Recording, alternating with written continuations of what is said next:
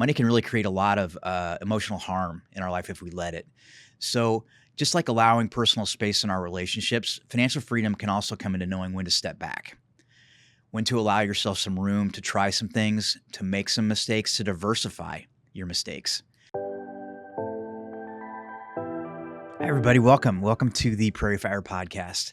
Have an exciting episode for you today. As you know, we're journeying through the 1980s and some of the pop culture things from movies like The Breakfast Club or Top Gun, and how we can relate some both life and some financial lessons from all of that. And that was an era that I grew up in, so I have a affinity for that time and space back in the day. And so today we're going to be discussing what I feel is one of the coolest songs to ever come out of that era, which is Every Breath You Take from the Police. So if you remember this song, it's got a very, very cool vibe. You know, reading the history of this song, it was one that Sting put together, the lead singer, a bass line, and then Andy Summers, the guitar player, came in with that guitar riff that just gets everybody's attention. And it's just one of those songs, when I hear it, I rarely will turn it off because I just think it's so cool. It's got such a great vibe, and I love hearing it. I remember when I was in sixth grade, before Synchronicity was out, but their prior album, Ghost in the Machine, came out. And I was in this guy's basement, and he was playing it on vinyl, and just every little thing she does is magic. He starts dancing around, and it was my first indoctrination into the Police, but I love the energy of the whole thing. And so that song, though, the Every Breath You Take, became just an iconic song that resonates. And beyond the surface, I've never spent a lot of time up until getting ready for this episode thinking about the lyrics a whole lot, because it just seemed like it was a love song. Every breath you take, I be loving you. But if you look underneath the meaning of it, it's a little bit more sordid, a little bit more dark, in that they are talking a little bit more about obsession and things like that. So if you remember, this is the three guys that were in the band, and they had a very tumultuous existence as a band. They had a lot of inner squad rivalries and things like that. They all want to go different directions with their music, and it just created a lot of angst amongst the three of them. But they essentially, when they wrote Every Breath You Take, or when Sting wrote it and brought the lyrics forward, as I read an interview from him, I realized that beyond the obvious of Every Breath You Take, I'll be loving you, that there's a tug of war with this obvious a little bit, which is that there's a bit of an obsession from this person, obsessing over the person. And no matter what you're going to be doing, I'm going to be watching you. And every breath you take, every move you make, every step you make, every step you take, I'll be watching you. Well, that's a little creepy. In the 21st century, there's Netflix specials just on this topic of people that stalked others. And so while not pertaining or, using the word stalking in the music, there's a little bit of this obsessive vibe. So that's what I want to explore a little bit on the podcast today. When we think about every breath you take and the obsessive nature of some things, that can definitely take root in our financial habits, because what we can feel like is that money is taking us over, that either fear or lots of decision making, it gets put on the back burner. All of that kind of thing can really create a little bit of an obsession when it comes to money. And a lot of that has to do with control. Money can feel very much out of our control sometimes. If you invest in the stock market, for instance, you may feel like during COVID, when the markets were down 20 to 30%, that you had very little control over what was going on with your money. And you felt like, wow, I need to be pulling everything out or making big changes, whatever the case may be. But what we find over time is that obsessive nature, or that wanting to be in control, is not something that we can always have or can always control, because there's so many things in our financial lives that while we can want to control every penny or basically manage every piece of it, we don't always have all that ability to control that. So the question becomes, how much control then becomes too much? So if we're overly controlling or we're overly obsessive with our finances, much like the song's character, we can have our vigilance can be unhealthy. And so healthy vigilance versus micromanaging every detail is what becomes important. The thing is with managing money in our current age is that there's constant reminders. You can pull up on an app multiple times a day and see your personal finance accounts. You can see your investments accounts, whether they're going up or down. You can follow just Tesla stock and say, wow, I'm doing great today because Tesla's doing well, or I'm depressed because Tesla's doing horribly all of a sudden. If you're a risky investor in asset classes like cryptocurrency, currencies and some of these others, that volatility can make you crazy if you let it. And so you have to decide when you're making your investment decisions and understand what you can control and what you can't. And so if you're becoming overly anxious about market volatility, or if you're controlling your family spending to an extreme, what can happen is you've created an environment where basically you've got scared money. And when that scared money isn't allowed to go out there and do its job and do its work over time, it's not going to accomplish all the goals that you want it to. When we think about saving for something like retirement, or we want to save for college for our kids, in a lot of cases, we'll put that money into investments. And those investments, when we're investing money, we are buying risk. When you buy that risk and you let that money grow over time, it will come down. The only reason that it can go up more than a CD or a treasury bond or a savings account is because there is that risk element there. The threat of it going down is the reason that it can go up more. When you understand that I know that I'm putting this money at some risk. And in my mind, that risk means I can get a statement and I have less money than I did last time. I can get my 401k statement. I've put $1,000 in and it's gone down 2,000. What the hell? Those can be very uncomfortable quarterly statements. And we've all that have been investing for a long time have been there. So when we're trying to overly control that, or we become overly anxious about the markets going ups and downs, it can really derail our dreams. It can really derail our ability to save for that future that we've been thinking about for so long.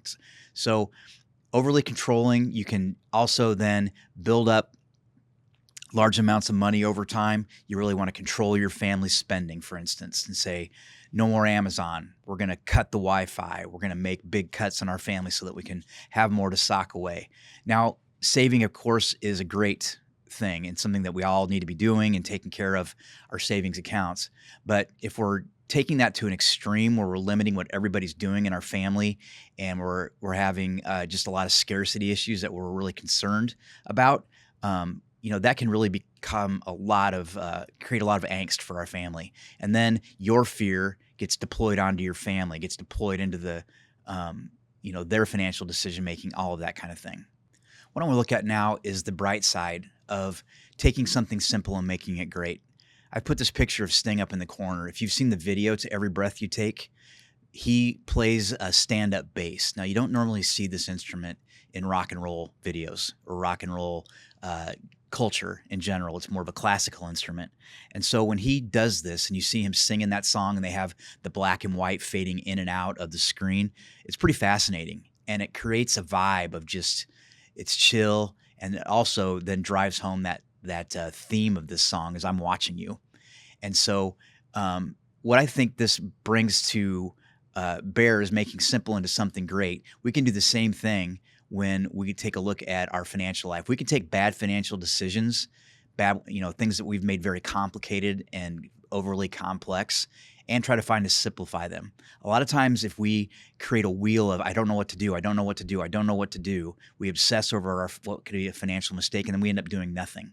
So what can you do to take that decision and make it a little more simple? What can you do to simplify your financial decision making a little bit? I find making a list of pros and cons, or making a list of here's what could happen. And so, for instance, when I decided to start Prairie Fire, I started writing down, all right, so if I left the big wirehouse, the big bank, and started my own firm, what could happen? No one could come with me. It's possible that I would have no clients that chose to join us when we switched firms. Other things that could happen is that I could have gotten into a legal disagreement with my former firm. There were, family concerns of what happens if our family finances fall apart because my new business falls flat on its face. A lot of things to consider. If I'd only considered the dangers, I would have stayed stuck. So I simplified it. I'm like, all right, well, what if I get, 25% of my clients? What does that look like? And what if I happen to get 50? What would that look like? And imagine the joy of maybe getting up a whole, lot more than that, where everybody comes with me and we built a very productive practice. And in the end, that's ended up what happening. But if I'd allowed myself to get stuck in that feedback loop of there's only risk, there's only scary things here, I never would have made the leap. And so taking a complicated decision like starting a business, or increasing the amount that you're saving to a retirement account, or starting a college fund for your kid, these seemingly small decisions, we can get froze in inertia. And I see this a lot with people that we talk to and work with, that they're it's a, analysis by paralysis. They think about it so much that they can't do anything. This is where working with an advisor can be very helpful, because while you're going to go through a lot of these decisions once in your life, we've been through them hundreds of times with hundreds of families, and can say, listen, I know you want to retire at 62, but have you thought about this? You're going to have 3 years of health insurance you need to pay for. I know you want to retire at 62, but you need to have some taxable money saved up to do that. So let's get aggressive the next 5 years in building that bucket of money so you're ready for that big challenge. So you'll rarely hear me tell clients no. I hate being told no. So why would I do that to my clients? What we do is instead is, I don't know if that's going to work, but what about this? And if that's a dream that you really want to bring forward, you want to be done at 62, then hell yes, let's get to work. Here's that can work, but you need to temper your expectations as far as what your income might look like. You also need to start setting up some of the mental boundaries that come along with retirement and early retirement, where people, they're not used to not getting a paycheck. So when all of a sudden that's coming from your pocket, that can be a very, very difficult mental boundary. And so I see people stay, even though they have plenty of money, in jobs longer than they want to, because they're scared that change of, my money's going to start going down now, and how's that going to feel? We can talk through those issues. And once again, I've seen hundreds of people do it successfully.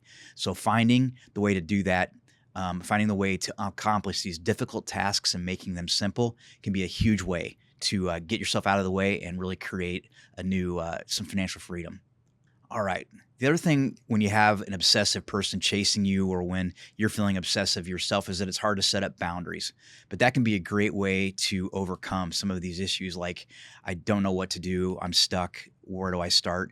So maybe automating your savings, or having a regular check-in schedule, or delegating some tasks to other people. Most people, we don't do our own taxes. We give those to a CPA, a tax preparer. So it's complicated. We trust them to do that. If you're in a situation where you can't get off a dime because of something, having a coach or advisor can really help you. I have a coach that I work with, and she really helps me get out of my own way, because I'll say, I see it this way. I don't know what I'm working, why I'm working towards this goal. It doesn't make any sense to me anymore.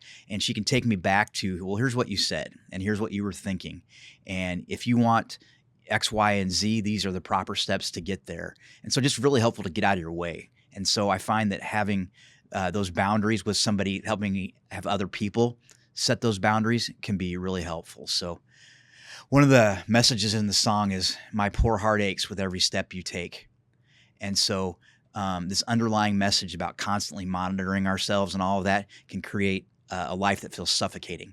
And so a good boundary is to say, I'm going to check my balances once a week from now on, and maybe take the app off your phone, whatever the case may be. But finding some boundaries, getting some third-party help can be a great way to also take some more steps towards financial freedom. And then to finish up, we'll talk about mindfulness and balance. I hear the word mindfulness a lot. It's bantered around as far as meditation and doing things very thoughtfully. I've taken meditation classes and learned about mindfulness-based stress reduction. And I'm a big fan of Sam Harris and Waking Up, his application that teaches you to meditate. And I think there's real value there.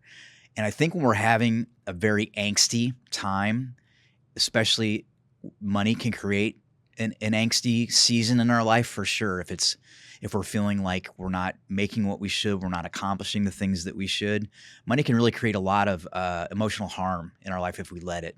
So just like allowing personal space in our relationships, financial freedom can also come into knowing when to step back, when to allow yourself some room to try some things, to make some mistakes, to diversify your mistakes, to where you try some new things. You say, all right, I've been saving and not paying down my debt, and my student loans and my mortgage debt is really bothering me. I'm going to redeploy assets there.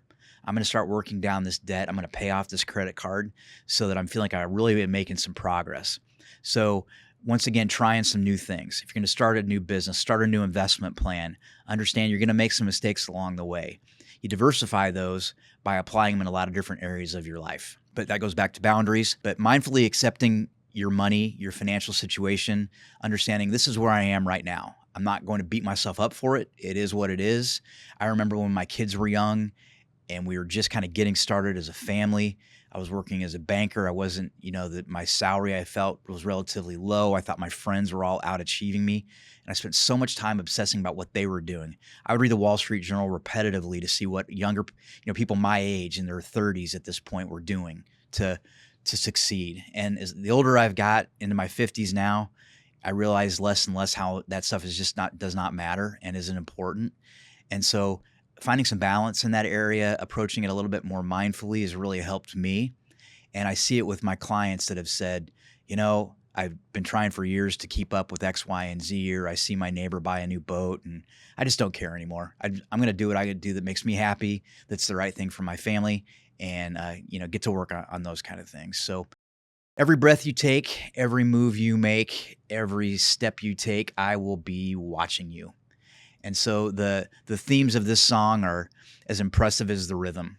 And so while the message itself is a little dark, I think what we can take from it is that we can stop obsessing and start managing our money a little more effectively. We can automate our bill payments and savings. We can do a lot of things to get some third parties involved. We can incorporate maybe fun money. I've done another video on how to budget for fun. So check that out. Talk about how you're putting your budget in place to enjoy things without guilt. Delegate some of the issues that you're obsessing with and not continuing to feed the monster of control and having to have my hands in every basket, letting some things work over time for me. So thank you for joining us today. The Prairie Fire Podcast is here to help everybody learn in the second half of life money lessons. We take a lot of cultural themes, like in this case, every breath you take, and try to extract some messages and ideas from them to make it a little bit more fun.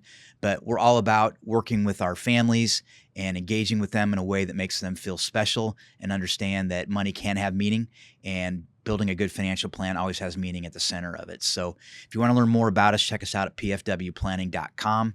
If you'd like to be added to our email list, where we have a weekly newsletter and includes future episodes of our podcast, please drop us a line at info@pfwplanning.com. And if you're interested in a free copy of my book, Empty Nest, Full Pockets, please hit us up on the website as well. Thank you so much for being here today.